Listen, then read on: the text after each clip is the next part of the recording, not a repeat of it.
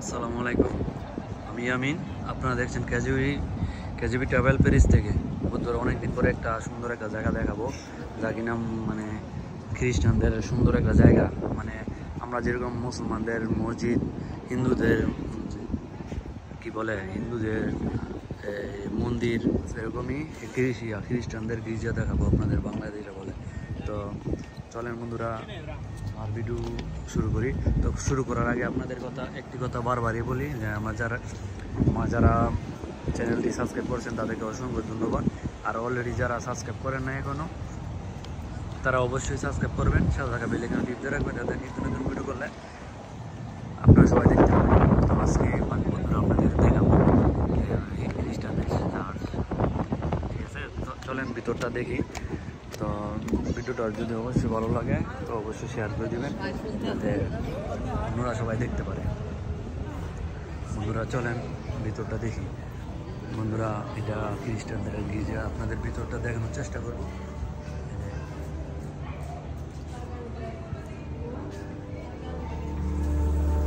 এই যে প্রথম গেটটা এটা।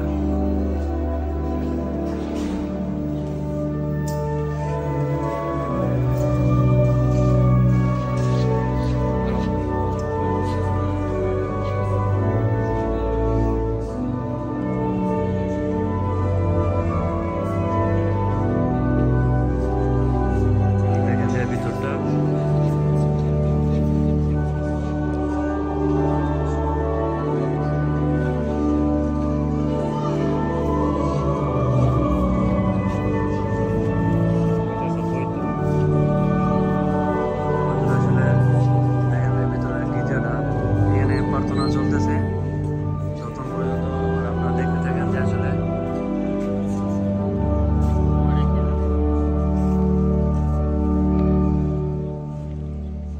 ওই যে দেখেন যে ওইখানে প্রার্থনা চলতেছে খ্রিস্টানদের। তো যদি আমার ভিডিওটা ভালো লাগে থাকে অবশ্যই শেয়ার করে দেবেন, সবাইকে দেখার সুযোগ করে দেবেন।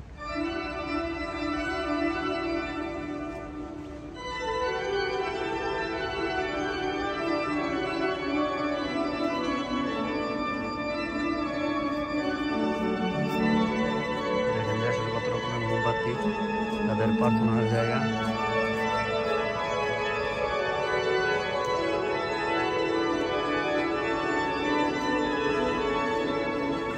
সামনে যাওয়ার চেষ্টা করবো আপনাদের দেখানো।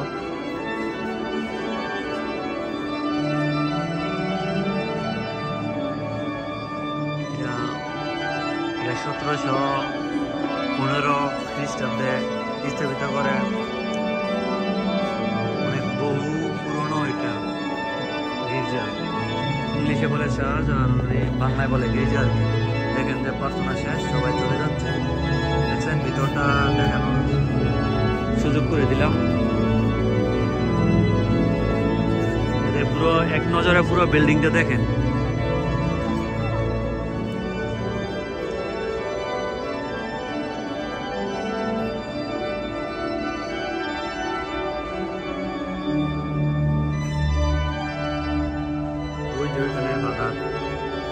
নামাজ পড়াইছে, তাদের প্রার্থনা করছে, এখন শেষ, সবাই চলে যাচ্ছে।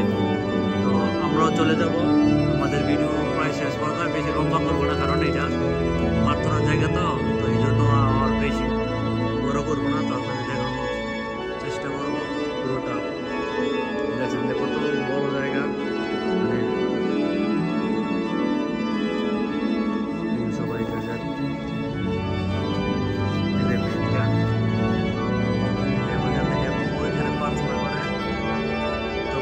আমি আমার ভিডিওটা কারণ বেশি লম্বা করবো না, কারণ এটা প্রার্থনার জায়গা, তো বেশি লম্বা করবো না।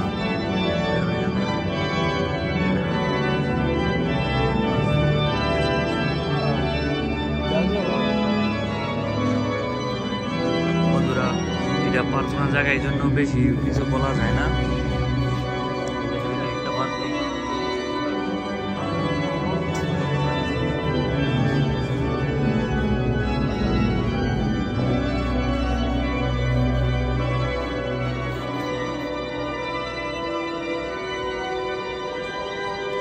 আর ভিতরে যাওয়ার গিয়ে দেখানোর চেষ্টা করবো যে এটা একটা দরজা।